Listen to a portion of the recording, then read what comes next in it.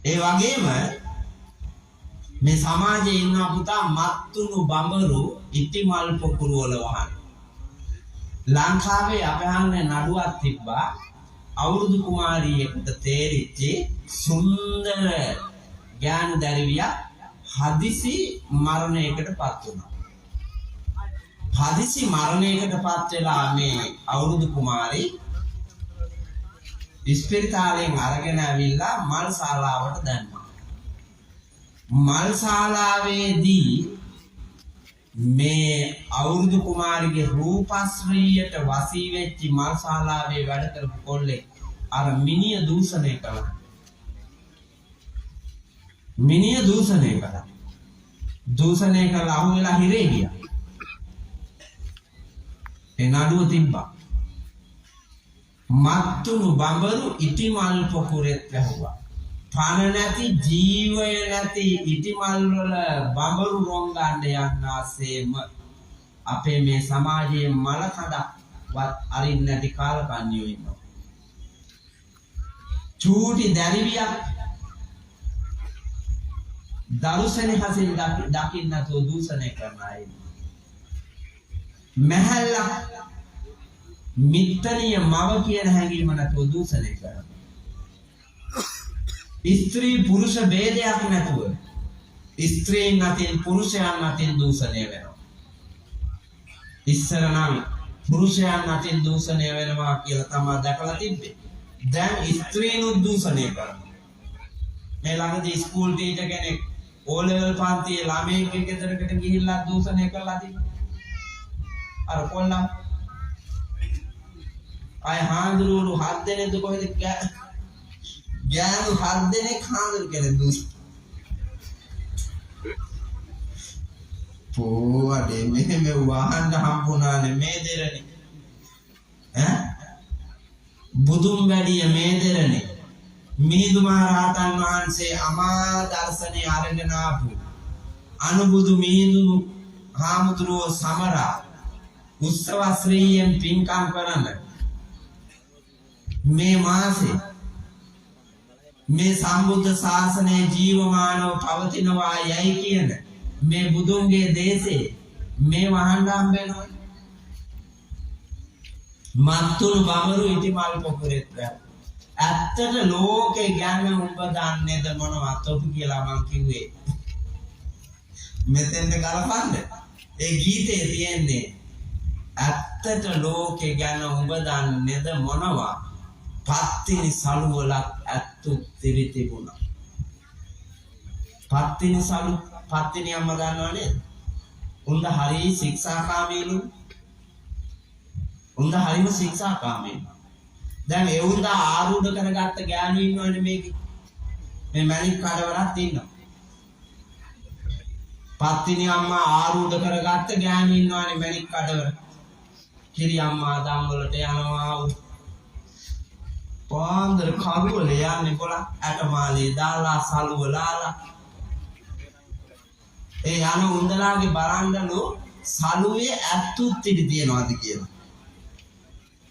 හේන්තුත්තිරි නෙමෙයි. හේන්තුත්තිරි දෙබ්බොත් තියන්නේ පිට්ටනියක ඇවිදිනකොට. පිට්ටනිය වලනේ හේන්තුත්තිරි තියන්නේ. හේන්තුත්තිරි පැටලෙන්නේ පිට්ටනිය ගියෝ. ඇත්තුත්තිරි ඇත්තුත්තිරි යන්නේ මූකලම් පැන්නවා. ඔව්. හයිය තියෙන කාලේ මූකලම් පැනලා නාකි වෙනකොට පත්තිනි අම්මා වෙලා ලෝකෙ ඉදිරියේ රඟපෑවාට යන්නේ අපායට. එහිද පත්තිනි අම්මා වෙන්න ඕනේ හීන් කාලේ ඉඳලා. හීන් කාලේ ඉඳලා පත්තිනි අම්මා වෙන්න. සිල් තියෙන්න ඕනේ ඒ කාලේ. නාකි වුණාම අම්මා බිලි බාන්න යනවද? ඈ? නාකියෝ බිලි බානවා දැකලා තියෙනවද? නෑ. දඩේම යනවද? නෑ. රාමදින්න ගස් යනවද? නෑ. රා බොනවද? අරක්කු බොනවද? ගුලි කනවද? නෑ. නාකියෝ වල්කොම යනවද? නාකියෝ ජෝඩු දාලා උණ පඳුරියට ගන්න ආයිනේ ඉඳගෙන සුකුමාන කතා කිය මහ පොළොව හාර ඉන්නව දැකලා තියෙනවද? ඈ නෑ ඒවා දැකවත් නෑ ඒවා වෙන්නේ නෑ ඒවා කරන්න හයියක් නෑ එතකොට නාකි කොටද සිල් ඕනේ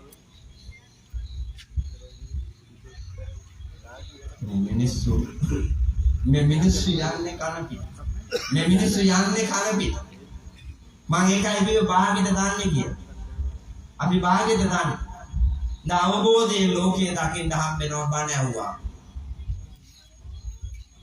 සුතම් පරියෝදපේත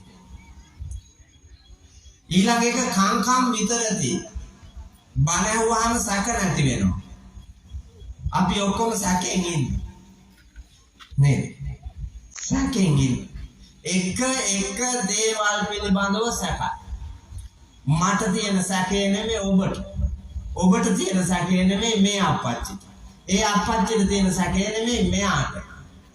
ලපටි ලාමක වයසේ එන සැකය ගැටවර වයසේ එන සැකයට වඩා හාත්පසින්ම වෙනයි. ගැටවර වයසේදී එන සැක සංකාවලට වඩා තරුණ වයසේදී පහළ වෙන සැකය වෙනයි. තනිකඩයා කාලේ පහළ වෙන සැකයට වඩා විවාහකයාට පහළ වෙන සැකය වෙනයි. දරුවන් ඉන්න මවකට පියෙකුට පහළ වන සැකය වෙනයි. මේ විදිහට පින්නතුනි එකිනෙකා මත පිහිටන සැකය එකිනෙකාට වෙනස්. නානත්ත් කාය නානත්ත් සංඥා. ඇයි සැකය? සැකයි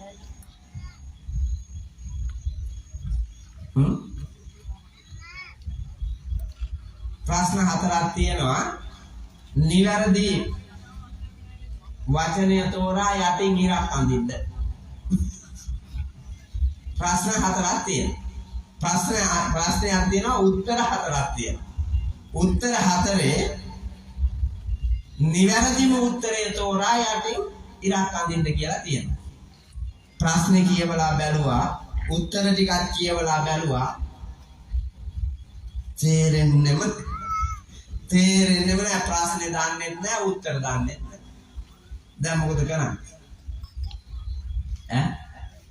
දැන් මොකද පුතා කරන්නේ? හෝ 10 20 30 40 70 80 90 100 කියලා ගියවයි.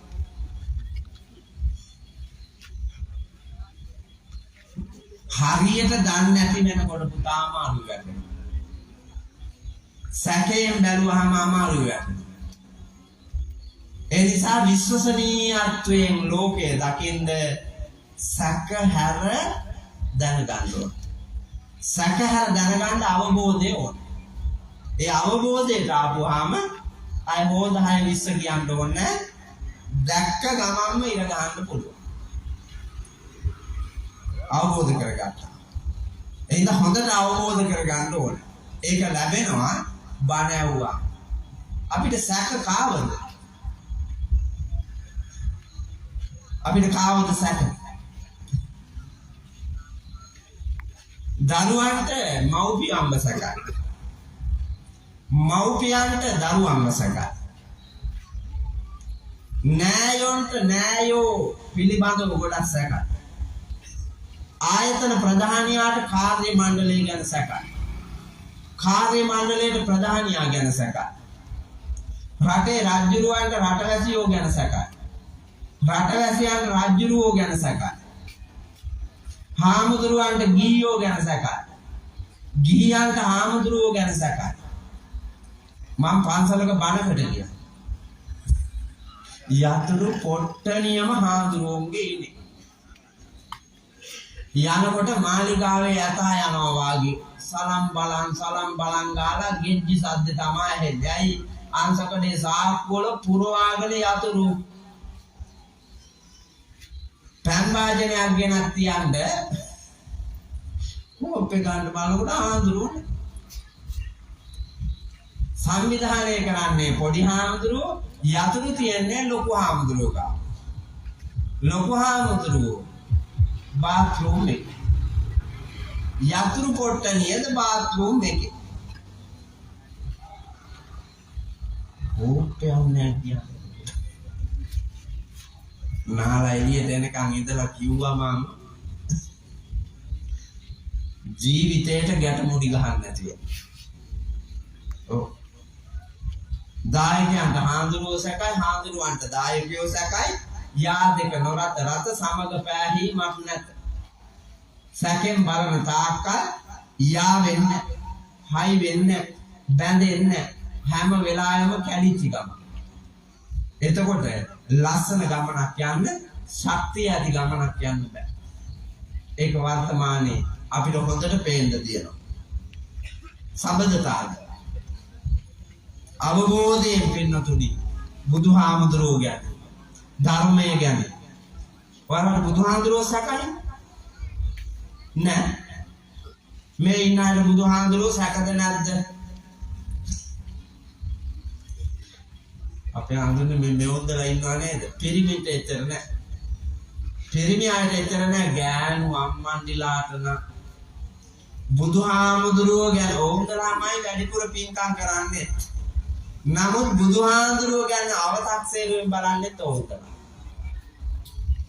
මං අද කියන්නම් මේ පන්සලේ විහාරාධිපති හාමුදුරුවෝ හෙට ඉඳලා පුල්යාර දෙයියන්ගේ රූපේ, කතරගම දෙයියන්ගේ රූපේ, ගම්බාර දෙයියන්ගේ රූපේ රූප පහක් හයක් හෝනියන් දේවතාවා භද්‍රකාලි මෑණි වාගේ රූප පහක් හයක් හදනවා කියලා අත්තිවාරම දාලා පටන් ගත්තොත් සල්ලි ගලාගෙන යෝන තරම් හදලා ඉවර වෙච්ච ගමන් විහාරයට වඳින්නේ නැහැ. වඳිනවා විහාරයට. මම දන්නවා ඒකාන්තයෙන් වඳින්නේ නැහැ විහාරයට. එන්න ගෑණි භද්‍රකාලි අම්මා ගාව. එන්න ගෑණි කතරගම දෙයියෝ ගාව. එන්න ගෑණි පුල්යාර දෙයියෝ ගාව. බින්න බහින. ඔව්. බින්න බහින මන් දන්නවා. දැනටත් එහෙම. දැනට දේව පූජාව කියලා කිව්වොත් පුතා ඒකට අපමල් රේණුවක්වත් අඩු නැහැ. පූජාවට්ටිය මේ පූජාවට්ටිය එහෙම දෙන්නේ. ඈගොල්ලන් පැය දෙකමාරක් කටේ කියලා හිඳනකන් ධර්ම දේශනේ පවත්වන්න මට මේ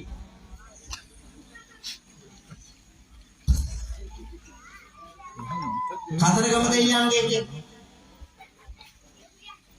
ඒක තියෙනවා පුතා පළතුරු රුපියල් 10000ක විතර. රුපියල් 10000ක විතර පළතුරු. අරුවා මෙව්වා තියලා මෙහෙම උඩට ගෙනල්ලා මල් මාලෙකුත් ණයා දඟර ගැහුවා වාගේ උඩින් තියලා රුපියල් 5000 පොලේකුත් ත්‍රිකෝණේ වාගේ නමලා උඩින් ගහලා තියෙනවා. උඩින්ම ගහන්නේ කතරගම දෙයියෝ නැත්තම් පේන්නේ නැහනේ. කන වෙලානේ ඉන්නේ. 5000 පොලේ තිබ්බේ නැත්තම් කතරගම දෙයියන්ට පේන්නේ නැහැ. කන වෙලා. එයින්ද මෙවුන්දලා ගහනවා 5000. කාවුත් පුතා රවට්ටන්න හදන. ඈ? දෙයියෝ රවටෙන්නේ නැහැ, බුදුන් රවටෙන්නේ නැහැ. දෙයියන් බුදුන් රවට්ටන්න බෑ. රවට්ටන්න පුළුවන් මේ රාගික කෙලෙස්දර ලෝකයේ ඉන්න ගියෝ සහ පැවිද්දෝ. කෙලෙස් බර ලෝකයේ ඉන්න ගිහි පැවිද්දන් වරක් රවට්ටු හැකියි. බුදුහාමුදුරුවෝ රවට්ටන්න බෑ. සද්ධර්මයේ රවට්ටන්න බෑ. සදාම භික්ෂුන් වහන්සේ රවට්ටන්න බෑ. තුනුරුවන් කිසි දිනක රවට්ටන්න බෑ. මෙලොව පරලොව ඒ වගේම කුසල් අකුසල් මේවා පිළිබඳව පුතා විශ්වසනීයත්වයක් නැතුව ගමනක් යනවා.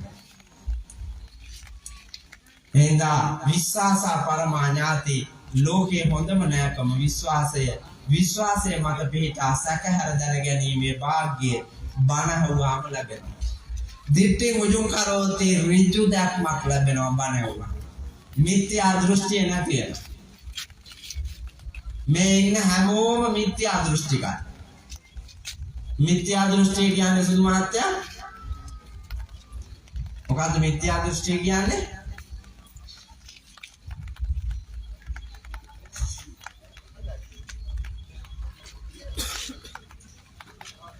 මිත්‍යා දෘෂ්ටිය කියන්නේ මය පුතාලා ළඟ තියෙන එක තමයි. චූටි ලාමක ලපටි වයසේ ජංගම දුරකථන ඇල්ලීම මිත්‍යා දෘෂ්ටික ගතිය.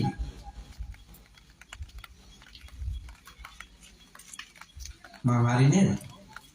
ඈ මම හරි.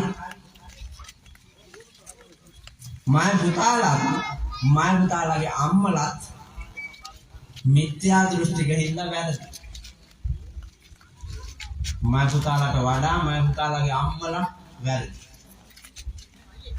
මය පුතාලාගේ අම්මලව කුලප්පු කරපු අධ්‍යාපනඥයෝ ඉන්නවනේ අපේ. නේද? ඒකලා වැරදි.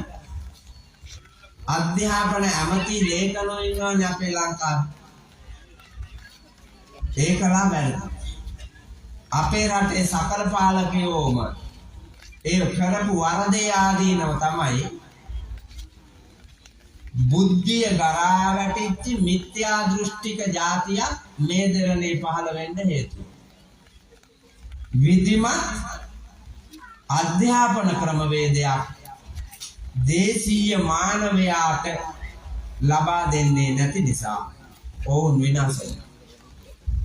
මෝඩයෝ තනුණා මෝඩයාට හොඳ නරක තේරෙන්නේ නැති හින්දා ඉස්කෝලේ ගිහින් නතර වෙනකොට කොටසක් බන්ධනාගාරේ